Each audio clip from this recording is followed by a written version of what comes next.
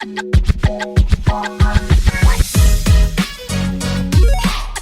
Everyone, welcome back to my YouTube channel. मेरा नाम है अंकिता शर्मा और मैं आ गई हूँ एक और नए वीडियो के साथ। आज हम बात करने वाले हैं सुप्रीम कोर्ट की लेटेस्ट जजमेंट, जिसने क्लैरिफाई करा है उन बच्चों के प्रॉपर्टी राइट्स को जो बच्चे वॉइड या फिर वॉइडेबल मैरिजेस से पैदा हुए हैं, मतलब जिनके पेरेंट्स की शादियां नल एंड वॉइड थी। उन शादियों से पैदा होने वाले बच्चों के प्रॉपर्टी राइट्स क्या बनते हैं, इस चीज़ को लेके सुप्रीम कोर्ट ने चीज़ें हैं क्लैरिफाई करी हैं, सेक्शन है उसको इंटरप्रेट किया है। तो वही आज हम थोड़ा सा डिस्कस करने वाले हैं। तो चलिए वीडियो को शुरू करती हूँ। तो सबसे पहले अगर सेक्शन जो क्वेश्चन में था उसके बारे में अगर बात करें, section 16 of the Hindu marriage act जो कि डिस्क्राइब करता है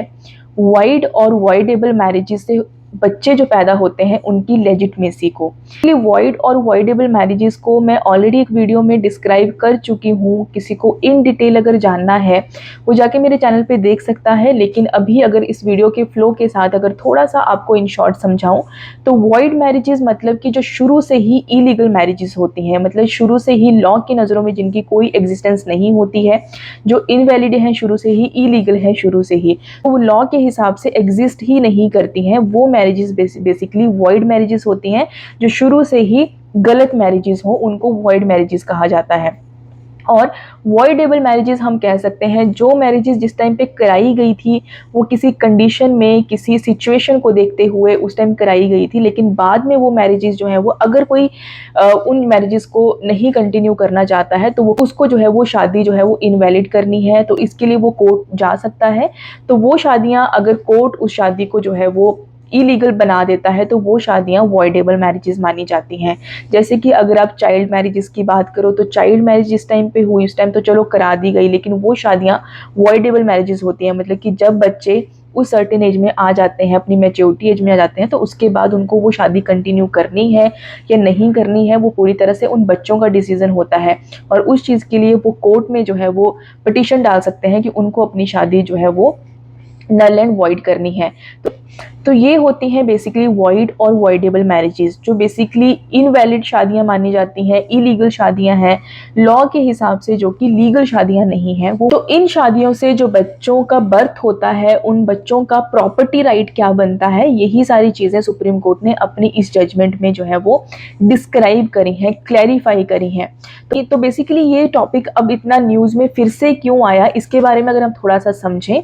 तो 2010 में एक केस था जिसको सुप्रीम कोर्ट ने डिसाइड करते हुए ये हेल्ड किया था। तो बच्चे होंगे वॉइड और वॉइडेबल मैरिजेस से, उनका राइट सिर्फ उनके जो पेरेंट्स हैं उनकी जो अपनी खुद की सेल्फ एक्वायर्ड प्रॉपर्टी है, उनकी खुद की कमाई हुई प्रॉपर्टी है, उन्हीं पे ही उन बच्चों का जो है वो राइट बनता है। मतलब वो सिर्फ उन्हीं प्रॉपर्टीज को जो है वो इनहेरिट कर सकते हैं। लेकिन जो एंसेस्ट्रल प्रॉपर्टी होती है, मतलब कि दादा परदादा से चलती हुई आ रही जो प्रॉपर्टी है, आगे को पासनरी जो मतलब आगे पास की जाती है प्रॉपर्टी, उन प्रॉपर्टीज पे उन बच्चों का उस प्रॉपर्टी पे जो एंसेस्ट्रल प्रॉपर्टी होती है उस पर कोई राइट नहीं बनता है। सुप्रीम कोर्ट ने उसमें कहा था कि वो बच्चे इलेजिटिमेट माने जाएंगे, उनका उस एंसेस्ट्रल प्रॉपर्टी पे कोई राइट नहीं होगा। लेकिन यस, जो फादर की सेल्फ एक्वायर्ड प्रॉपर्टी है उस पर पूरा राइट बनता है उन बच्चों का।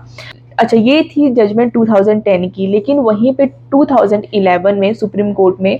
एक और केस गया, वही केस जो अभी हम बात कर रहे हैं जिसको सुप्रीम कोर्ट ने अब दोबारा क्लैरिफाई किया। 2011 में जब सुप्रीम कोर्ट ने इसी सिमिलर केस में, केस का नाम था रिवाना सिद्दीपा वर्सेस मल्लिकार्जुन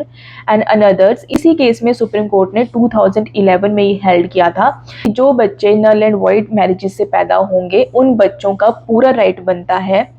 जो सेल्फ एक्वायर्ड प्रॉपर्टी है फादर की या पेरेंट्स की उस पर तो बनता ही है, लेकिन जो उनके एंसेस्ट्रल की प्रॉपर्टीज है, मतलब वो प्रॉपर्टी जो कि पूर्वजों की प्रॉपर्टी उनके है, उस प्रॉपर्टी पे भी पूरा राइट बनता है उन बच्चों का। अब ये दोनों जो जजमेंट्स हैं वो आपस में कॉन्ट्राडिक्ट कर गई, मतलब कि दोनों, एक ने 2010 में कुछ कहा, 2011 में कुछ और बात कही, तो वो चीज़ एक कन्फ्यूज़न क्रिएट हो गया उस चीज़ से। और इसी कन्फ्यूजन को दूर करने के लिए एक लार्जर बेंच बिठाया गया जिसमें ये मैटर जो है वो आगे फॉरवर्ड किया गया। तो अब जाके सुप्रीम कोर्ट ने जो है वो इस मैटर को जाके क्लैरिफाई करा है और जो सेक्शन 16 है हिंदू मैरिज एक्ट का उसको भी इंटरप्रेट किया है अच्छे से, और उसमें जो लेजिटमेसी है, जो बच्चे आउट ऑफ वॉइड और वॉइडेबल मैरिजेस से होते हैं उनकी लेजिटमेसी को भी डिस्क्राइब किया है। तो अब जो सुप्रीम कोर्ट ने हेल्ड किया है, जो रूल किया है इस जजमेंट में, अब सुप्रीम कोर्ट ने यही कहा है कि जो बच्चे वॉइड और वॉइडेबल मैरिजेस से पैदा होते हैं या फिर वॉइडेबल मैरिजेस में डिक्री आने से पहले, मतलब कि उसका एनुअल्ड होने से पहले, एनुअल्ड का मतलब कि वो शादियां खत्म होने से पहले अगर कंसीव कर लिया है बच्चा, बच्चे का बर्थ हो गया है या कंसीव भी कर लिया है, तब भी उस बच्चे को पूरा राइट बनता है कि वो बच्चा अपने फादर की प्रॉपर्टी में, तो उसका राइट है ही, मतलब उस बच्चे का अपने पेरेंट्स की जो उनकी खुद की सेल्फ एक्वायर्ड प्रॉपर्टी है उस पर तो राइट है ही है, वो तो वो इनहेरिट कर ही सकता है, लेकिन जो एंसेस्ट्रल प्रॉपर्टी का पोर्शन उसके पेरेंट्स को मिला है, चाहे उसके फादर को मिला है अपनी फैमिली से, चाहे उसकी मदर को मिला है अपनी फैमिली की तरफ से, जो भी पोर्शन उनका बनता था उनके मरने से पहले, जो पोर्शन उनके हक में आया था, उस पोर्शन पे, उस प्रॉपर्टी पे पूरा राइट बनता है उन बच्चों का जो कि ऐसी शादियों से पैदा हुए हैं।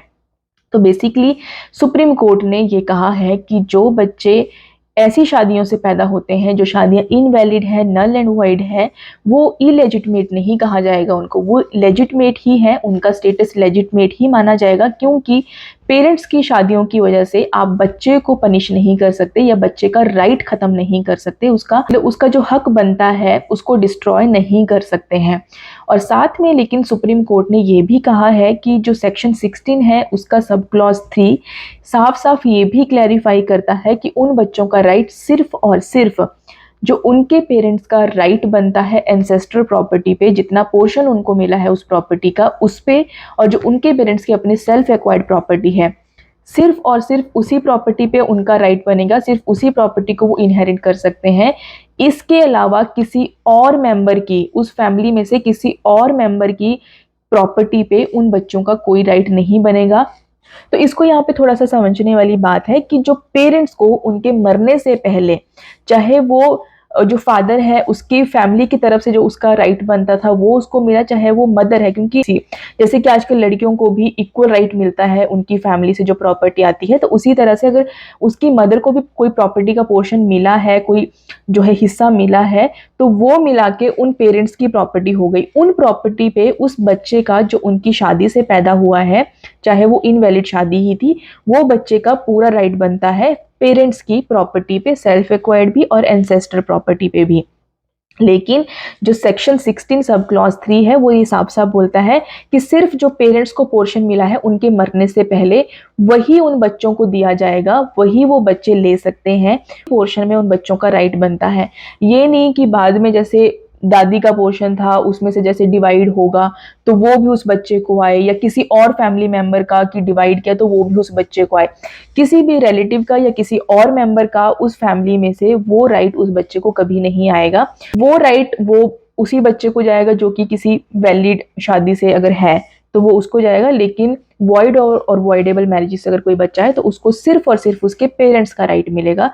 मतलब सिंपल लैंग्वेज में यही है कि उस बच्चे को सिर्फ और सिर्फ जो उसके पेरेंट्स की प्रॉपर्टी बनती है, मरने से पहले जो भी उनकी प्रॉपर्टी बनी थी, चाहे उनकी सेल्फ एक्वायर्ड प्रॉपर्टी बनी थी, चाहे उनको फैमिली की तरफ से जो को पासनी प्रॉपर्टी आती है वो उनके हिस्से में आई थी, सिर्फ उसी पे उन बच्चों का राइट बनता है। तो ये थी सुप्रीम कोर्ट की लेटेस्ट जजमेंट का लिंक आपको मैं डिस्क्रिप्शन बॉक्स में लगा दूंगी। आई होप आपको वीडियो थोड़ी सी समझ जरूर आई होगी, थोड़ी सी यूजफुल जरूर लगी होगी। अगर लगी है तो लाइक करना, शेयर करना, कमेंट करके जरूर जाना। टॉपिक कोई माइंड में है तो कमेंट करके बता दीजिए, उस पर जरूर वीडियो लेकर आऊंगी। अब मिलती हूँ आपसे नेक्स्ट वीडियो में, आज के लिए बाय बाय।